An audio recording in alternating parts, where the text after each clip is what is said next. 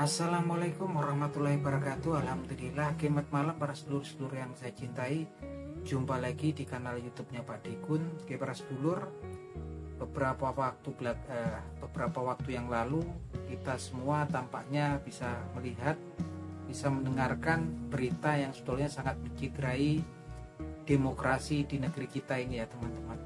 Jadi beberapa waktu yang lalu forum Tanah Air mengadakan suatu diskusi politik yang mana diskusi politiknya adalah bertajuk silaturahmi dan diskusi politik diaspora Indonesia, yang mana di dalam diskusi politik tersebut hadir tokoh-tokoh politik senior dari Indonesia seperti Bapak Din Samsudin, kemudian Bapak Maijen TNI Purnawirawan Sunarko, kemudian ada Refli Harun, ada juga Said Didu. Semuanya ini tokoh-tokoh yang memang tokoh-tokoh politik di negeri kita yang memang kita nggak meragukan lagi komitmennya, perjuangannya untuk masyarakat Indonesia, untuk warga negara Indonesia, dan komitmennya untuk demokrasi di negeri kita ini.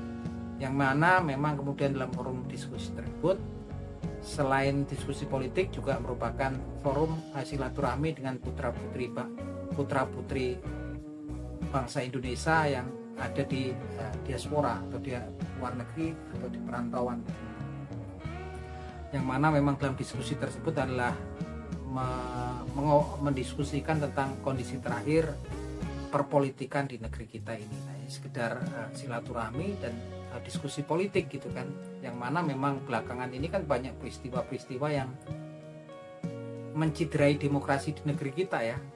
Semua kita bisa saksikan yang digerakkan oleh invisible hand, tangan-tangan yang terlihat tapi sebetulnya ya sudah jadi rahasia publik gitu kan. Yang mana saya bilang kemudian menciderai adalah kemudian datang sekelompok massa yang kemudian tidak dikenal, menggunakan penutup wajah gitu, penutup mulut gitu, masker gitu kan, yang berusaha dengan paksa mengintimidasi dan membubarkan paksa ya forum diskusi politik tersebut. Mana ya yang hadir juga orang-orang udah sepuh, orang-orang yang memang orang-orang yang sudah sepuh dan orang-orang yang sekitar untuk datang silaturahmi dan diskusi politik, yang datang juga beringas ya melakukan intimidasi dan pemerkosaan. Yang jelas ini sangat menciderai demokrasi di negeri kita ini. Nah, pastinya semua lapisan masyarakat, semua warga di negeri Republik Indonesia ini pastinya tahu hal tersebut ya, karena memang akses media sosial itu sekarang sudah merata gitu kan, sampai pelosok-pelosok negeri ini. Betapa kemudian negeri kita yang diperjuangkan oleh para co-founder negeri ini, yang kemudian diperjuangkan oleh para pejuang yang mempertaruhkan jiwa dan raganya gitu kan untuk kemudian mendapatkan kemerdekaan. Kemudian sampai kemudian terjadi proses reformasi di tahun 98 di mana para sivitas akademika, mahasiswa, para pejuang demokrasi, yang mana kemudian berjuang di era reformasi yang kemudian berhasil menumbangkan rezim Orde Baru. Tujuannya satu teman-teman, untuk kemudian menjaga ya iklim demokrasi, atmosfer demokrasi di negeri kita ini agar sehat dan berjalan di rel yang lurus. Tapi memang sepertinya kita lengah, jadi nggak tahu lah beberapa dekade belakangan ini kemudian tampak kemudian ada kelompok-kelompok tertentu, orang-orang tertentu yang ya disebutnya invisible hand, yang bergerak dengan licin gitu kan, yang kemudian sepertinya mengotak-atik dan kemudian berusaha mengintervensi demokrasi di negeri kita ini dengan gerakan yang sangat halus gitu kan. Itu tampak sekali, apalagi kemudian berusaha mengotak-atik kedaulatan partai-partai politik yang ada di negeri ini gitu kan. Ya semuanya udah jadi rahasia umum itu kan. Yang saya memang betul-betul kecewa karena memang kalau partai politik itu sampai diganggu kedaulatannya gitu kan. Padahal partai politik adalah elemen daripada demokrasi. Selalu sampai kemudian partai politik diganggu kedaulatannya, rusaklah atmosfer demokrasi di negeri kita ini.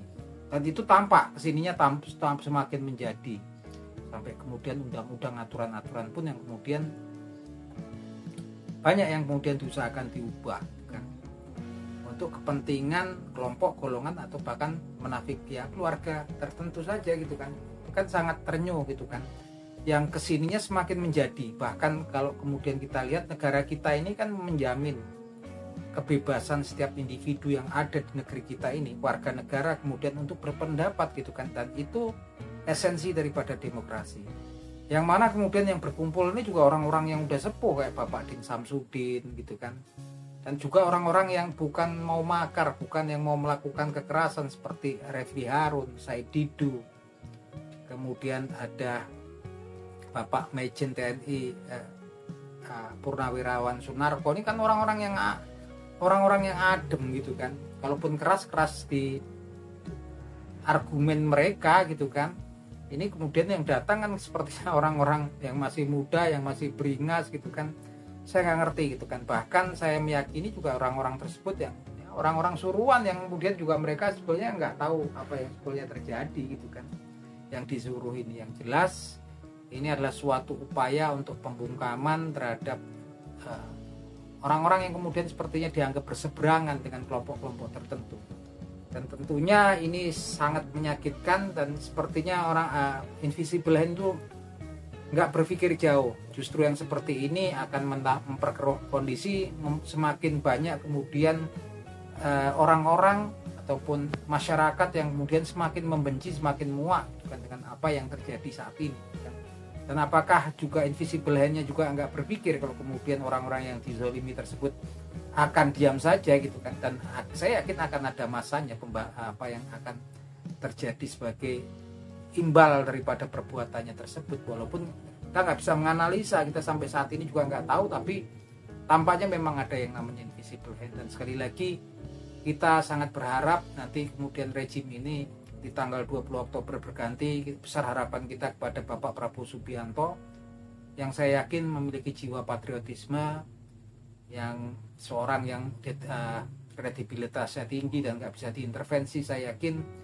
Dan kita semua, seluruh lapisan masyarakat di Indonesia ini berharap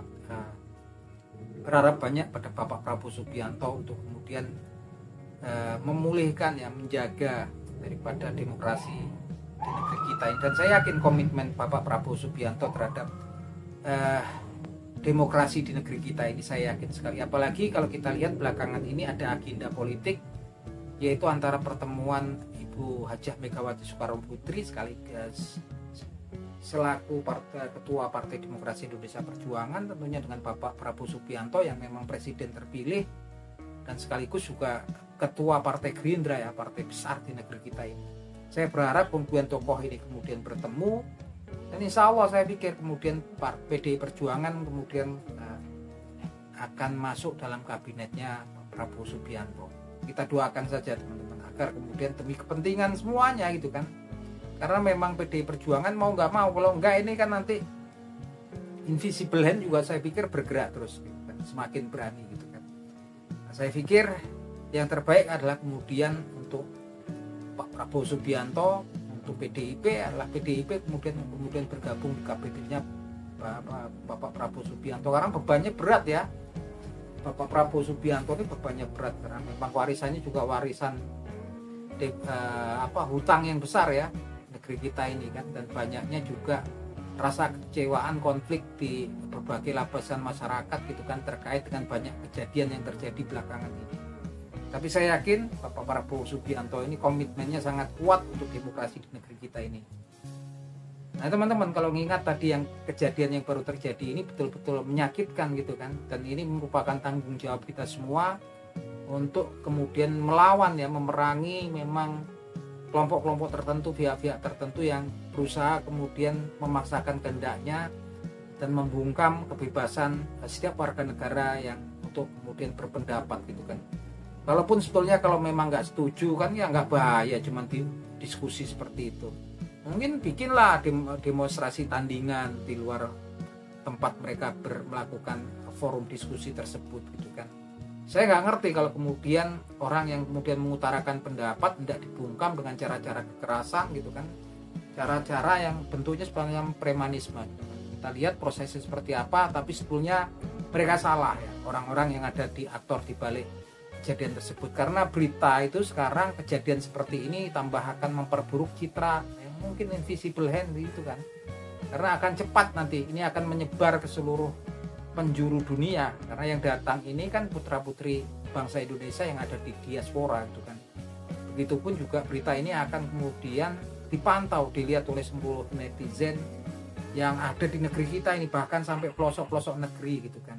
Apakah mereka juga akan diam saja, sehingga pada titik kulminasinya nanti pastinya juga tokoh-tokoh pihak-pihak yang mungkin merasa dizolimi, jika mereka mampu pada saatnya nanti pastinya akan melakukan pembalasan yang setimpal gitu saya pikir. Dan itu memang wajar ya teman-teman, ketika memang saat ini memang kondisinya sebegitunya gitu kan.